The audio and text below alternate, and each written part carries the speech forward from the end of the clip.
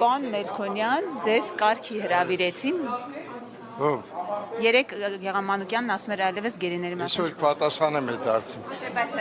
երեք ինչ զարգացում եղավ, պարոն Մելքոնյան։ Ոչինչ զարգացում, իրանք գնացին իրանց գործին, մենք մտնացինք մեր գործին։ Իրանք չշարունակեցին։ Չէ, բայց խիստ պարոն Մանուկյանն ասում է։ Մանուկյանով է, որ ինձ պետք է կարգի հրավիրի։ Մանուկյանով է։ Բայց ինչա գերիների մասին սուր այնպեսի հայտարարություններ անում,